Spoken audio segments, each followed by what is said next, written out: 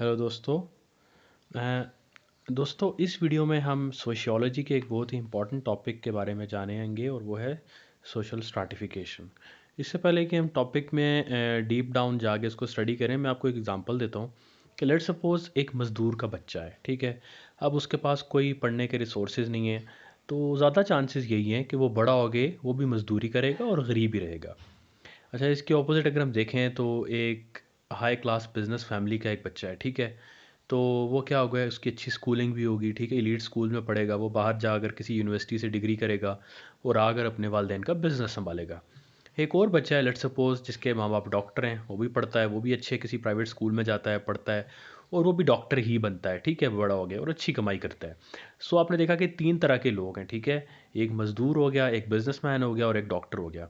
तो अगर हम इसको ये लेके चलें कि यार ये सोसाइटी के तीन स्ट्राटा हैं, यानी तीन लेयर्स हैं, तो हम इसी चीज़ को हम कहते हैं सोशल स्ट्रैटिफिकेशन। कि ऐसा नहीं है कि आपकी सोसाइटी सोसाइटी में सारे बराबर होते हैं, नहीं। कुछ लोगों के पास वेल्थ ज़्यादा होती है, कुछ लोगों के पास प्रेस्टीज यानी इज़्ज़त ज़्यादा होती है, कुछ लोगों के पास वेल्थ ज़्यादा होती है, ठीक है।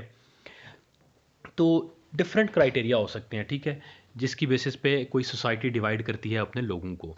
कोई भी ऐसी सोसाइटी, चाहे वो पीछे से आप स्लेव्स की सोसाइटी ले लें, आप लैंड लॉर्ड्स फ्यूडलिज्म की सोसाइटी ले लें, आप कैपिटलिज्म ले लें, कोई भी ऐसी सोसाइटी नहीं है जिसमें सारे बराबर हों। किसी ना किसी फॉर्म में सोशल स्ट्रैटिफिकेशन लाजमी होती है।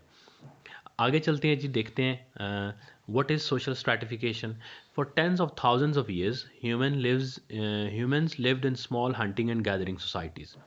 जब आप देखें कि सबसे पहले जब लोग जब शुरू की आबादियाँ कैसे थीं, मर्द जाके बाहर जाके शिकार करते थे, ठीक है, और औरतें घरों में रहती थीं, वो छोटी मोटी मुर्गियाँ शुर्गियाँ रेज़ कर लेती थीं और फ्रूट्स वगैरह पिक कर लेती थीं। तो उसी वक्त से ही सोशल स्ट्रैटिफिकेशन हो गई, यानी मर्द और औरत इक्वल नहीं थे उन सोसाइटीज़ में, क्योंकि मर्द ने बाहर जाके रोज़ी रोटी कमानी होती थी, उसने शिकार करना होता था। तो नेचुरली मर्द की इंपॉर्टेंस ज़्यादा थी, ठीक है, और औरत की इंपॉर्टेंस रिलेटिवली कम थी। तो वहीं पे आप देखें कि शुरू से ही सोसाइटी स्ट्राटाज में डिवाइड हो गई, यानी उस वक्त पैसे का तो कॉन्सेप्ट नहीं था, लेकिन क्योंकि मर्द ज़्यादा important relatively important role play करता था उस वक्त के हिसाब से, तो मर्द सुपीरियर हो गया। तो सोसाइटी हमारी स्ट्रैटिफिकेशन, उसमें दो तरह की स्ट्रैटिफिकेशन थी बेस्ड ऑन जेंडर, यानी मेल जो जेंडर था उसका हाई स्टेटस था और फीमेल का लोअर स्टेटस था। Then as societies became more and more complex, major changes came about. जैसे आप देखें कि हमारी जो सोसाइटीज़ में ज़्यादा कॉम्प्लेक्स नहीं, फॉर एग्जांपल एरिस्टोक्रेटिक सोसाइटीज़ आई, उसमें क्या होता कि लैंड लॉर्ड्स थे जिनके पास ज़मीन थी, फिर कुछ ऐसे थे मशीर होते थे उनके, फिर कुछ ऐसे होते थे नीचे स्लेव्स होते थे जो फार्मिंग करते थे। तो जो जो सोसाइटी कॉम्प्लेक्स होती गई, आपके स्ट्रैटिफिकेशन सिस्टम भी जो है वो फर्दर कॉम्प्लेक्स हो जाते हैं। इसी तरह देखेंगे आज जब कैपिटलिज्म का सिस्टम है तो क्या होता है, एक आपके ऊपर सियासतदान होते हैं, एलीट क्लास होती है, देन आपके वाइट कॉलर लोग होते हैं, ठीक है, जैसे डॉक्टर्स हो गए, बिजनेसमैन हो गए, फिर आपके ब्लू कॉलर वर्कर्स हो गए, ठीक है, फैक्ट्रियों में काम करने वाले, फिर आपका बिल्कुल गरीब तबका जो मजदूरी डेली वेजर्स है। तो क्योंकि हमारी सोसाइटी कॉम्प्लेक्स हो गई है, ठीक है, एक इंडस्ट्रियल मॉडर्न सोसाइटी कॉम्प्लेक्स है, तो उसमें सोशल स्ट्रैटिफिकेशन भी डिफरेंट तरीके की होती जा रही है। Changes elevated certain categories of the population by giving them more power, money and prestige. सो जो आपकी सोसाइटी चेंज होती जाती है, कुछ लोग आपकी सोसाइटी में ज़्यादा इंपॉर्टेंट हो जाते हैं, फॉर एग्जांपल जिनके पास पावर ज़्यादा है, जैसे आप सियासतदान देख लें। वो लोग जिनके पास पैसा ज़्यादा है, जैसे आपने देखा कि बिजनेस क्लास होती है आपकी, वो भी उसको उसको उसकी भी सोसाइटी में वैल्यू ज़्यादा होती है, एंड प्रेस्टीज, ठीक है।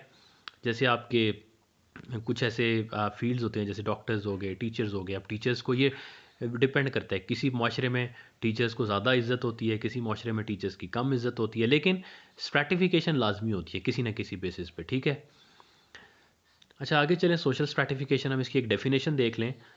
Social stratification is structured inequality of access to rewards, ठीक है, resources and privileges that are scarce and desirable within a society. अच्छा, कोई भी रिसोर्सेज है आपकी सोसाइटी में, जैसे पैसा हो गया, ठीक है, जो आपकी डे टू डे जो आपकी अम्यूनिटीज़ होती हैं, या कोई भी ऐसे रिसोर्सेज हो गए, लग्जरी कंफर्ट हो गई, वो एक सोसाइटी में बड़े डिज़ायरेबल होते हैं, यानी हर कोई चाहता है कि मेरे पास अच्छा घर हो, अच्छा मकान हो, ठीक है, अच्छी स्कूलिंग हो मेरे बच्चों की।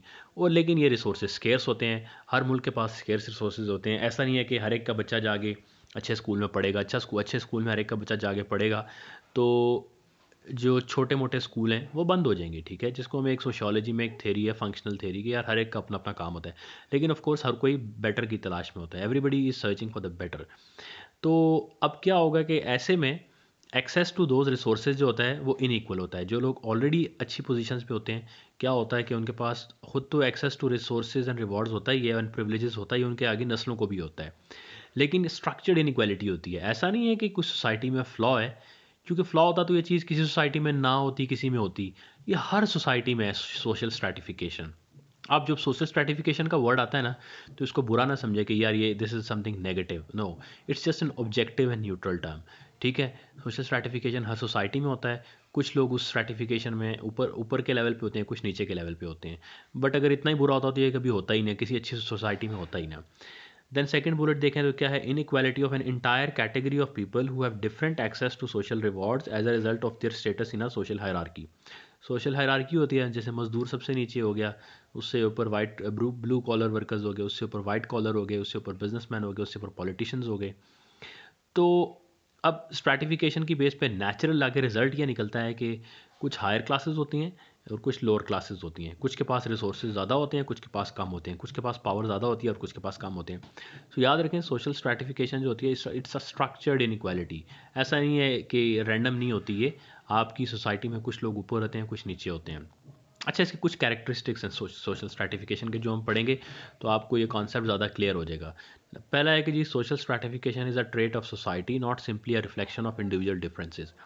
आप इसको ये नहीं कह सकते कि जी एक बंदा है तो वो बड़ा अगर अच्छा पावर है उसके पास और रिसोर्सेज हैं तो नेचुरली वो ऐसा कॉम्पिटेंट, बहुत ज़्यादा कॉम्पिटेंट है, और जो गरीब है, मजदूर है, वो इतना कॉम्पिटेंट नहीं है। ऐसा नहीं है। सोशल स्ट्रैटिफिकेशन हर सोसाइटी का ट्रेट है, यानी हर सोसाइटी में पाया जाता है, और लाजमी नहीं है, हो भी सकता है, लेकिन लाजमी नहीं है कि रिफ्लेक्शन हो इंडिविजुअल डिफरेंसेस की।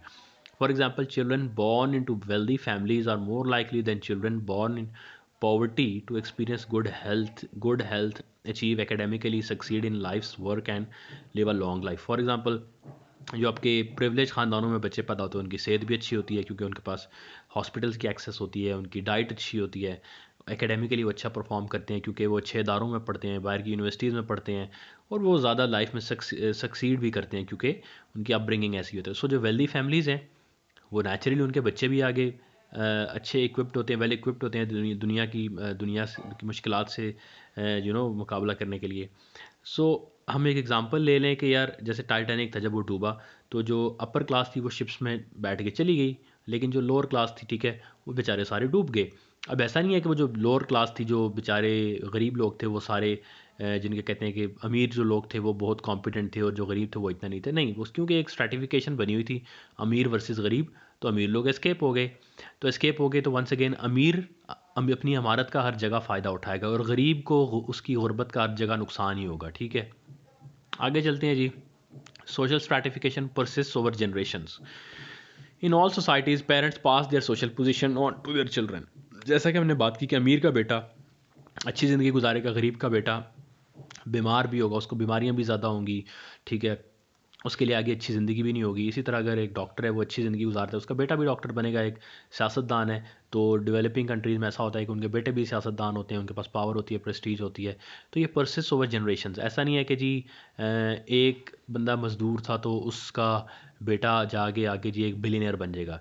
एक्सेप्शंस होती हैं, हमारी सोशल मोबिलिटी होती है, लेकिन इतनी नहीं होती कि मज़दूर का बेटा जाके एक लीडर बन जाएगा। ऐसा नहीं होगा। वो ये होगा कि पढ़ लिख जाएगा तो थोड़ा ब्लू कॉलर के एक इंडस्ट्री में काम करना शुरू कर देगा, या वो बहुत ही पढ़ लिख जाएगा तो किसी बैंक में नौकरी करेगा। लेकिन ज़्यादातर ये होता है 99% के सोशल स्ट्रैटिफिकेशन जनरेशन में पास ऑन होती है। गरीब का बच्चा गरीब ही होगा, डॉक्टर का बच्चा डॉक्टर ही होगा, सियासतदान का बच्चा सियासतदान होगा। सो एक इंपॉर्टेंट कैरेक्टरिस्टिक है सोशल स्ट्रैटिफिकेशन का कि इट